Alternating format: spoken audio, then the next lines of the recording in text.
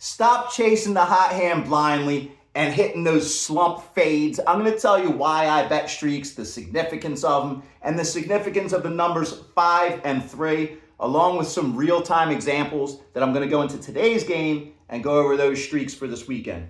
Even handicappers for years and years, guys, I've been following this for decades, numbers, handicappers, they're going to tell you that this batter's been hot 5 games in a row, so this 6th game, he's also going to get hits and total bases, or on the cold end, this hasn't happened 3-4 games in a row. This pitcher's given up this many runs in a row, so this game he's on a bad streak.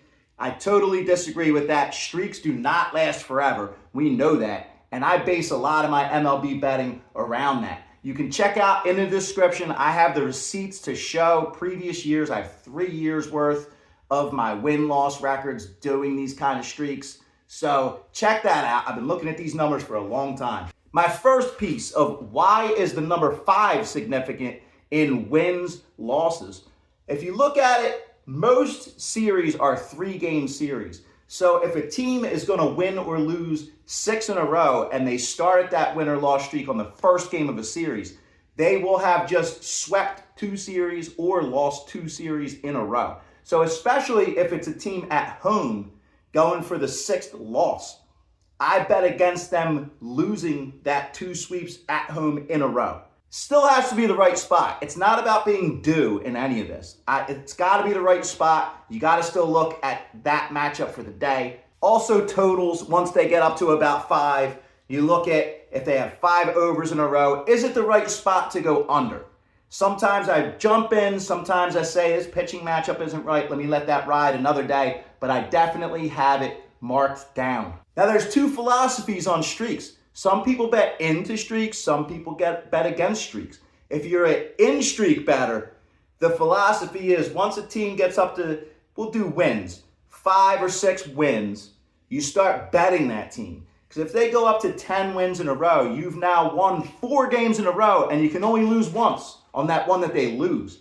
The risk is if you jump in on that 5th or 6th game and they lose that game, you're out.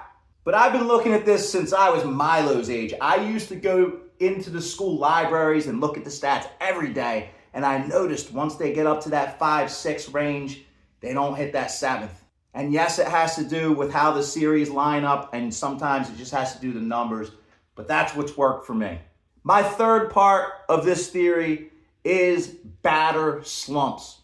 Once a batter gets up to 3 games in a row without having a hit, a lot of times that 4th game, they'll give them a day of rest. So 3 games in a row, you're sitting today. But when they come back, whether they sat or not really, a lot of times they get a hit on that 4th day.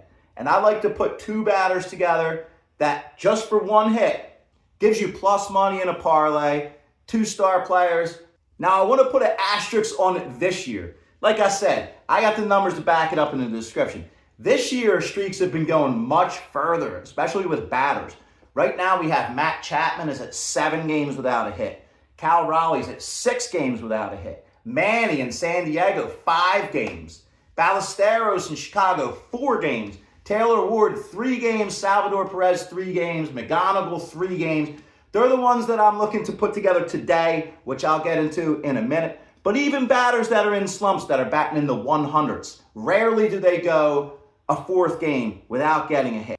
Last night, I took Toronto and Boston in big streak spots, and that worked out. So let me look at today's slate. It's Saturday right now. We're going to look at the right spots to fade some of these streaks or go with them.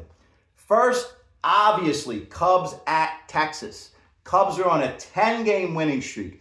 16 wins in a row as favorites, and the Cubs are good. I'm not betting against this streak today. Cubs can very well get this 11th win in Texas or anywhere else right now. Not saying, I'm not all in on them losing, but I'm not going against them winning. Where I like much more of a position in is Houston at Reds. Reds have lost 8 in a row. You wince when you look at the Reds. You're trying to think about taking the Reds right now. 8 losses in a row, gave up 25 runs in the last 3 games, including a 10-0 shutout to Houston yesterday. Yet, they opened at -170. They're a big favorite today on an 8-game losing streak, getting destroyed defensively like that. That's the first thing that I noticed. But we have Burns pitching, Chase Burns, good pitching matchup. At home, I'm going Reds. I'm taking the Reds to break that 8-game losing streak. I say they get up today, their bats get going, and Burns pitches a good game, we get some defense. Reds win today. But look at some of these other streaks that are going on. We have the Rockies, 12 run line covers in a row against the NL East. Now they're going into Philly today, and Philly historically does very well against the Rockies, and they came back nice last night. If you watched that game, Phillies had a great comeback, but they fell short in extra innings. The Tigers have 9 run line wins as dogs against the Royals. This is a matchup spot. So you look at the Tigers beating the Royals all those in a row. I would lean Royals in that one to break up that streak. A's, 9 run lines in a row against all American League teams. That's an interesting one. And then we go into 3 big loss streaks going on. Braves have lost 8 in a row at Dodger Stadium. That's a big one to look at. I don't want to fade the Dodgers right now, though. Angels have lost 8 in a row at Rogers Center. This is one to look into. And also the Twins have lost 7 in a row as road dogs. Can they pull it off as a small dog today? I'm sticking with the Reds personally. We look into this Phillies-Colorado game today too. I think I favor the over in it. I'm not taking it as of now. If I add any plays at all, I'll throw them in the comments. We have Nola pitching today. Nola had a fantastic outing in his last one, but you never know what you're getting with Nola. He could give up 4 home runs, and the way the balls have been traveling in Citizens Bank Park lately, last 3-4 games, runs have been going up. So I lean over, but I'm going to skip over that for now. I'm going to get into my batters. As I said, the magic number for batters for me is 3. And I told you about all the guys who have more than 3 that they're missing. We also have a big home run drought. Biggest of his career for Tatis Jr. He's had 139 plate appearances without a home run. 63.9 hard hit rate. But hey, guys, let me know what you think in the comments. What do you think about my systems, about streaks? Do you have any? Let me know your theories in the comments. Do you bet for or against streaks? Also, what plays are you doing today? I'm taking the Reds, and it looks like I'm going to put together Manny and Cal Raleigh for a hit to break up their streaks of 5 and 6. Tatis possible for a home run, and even Raleigh possible for a home run. You guys going to tail or fade any of those plays? Drop yours down there. Let's get it going on this Saturday. Good luck today.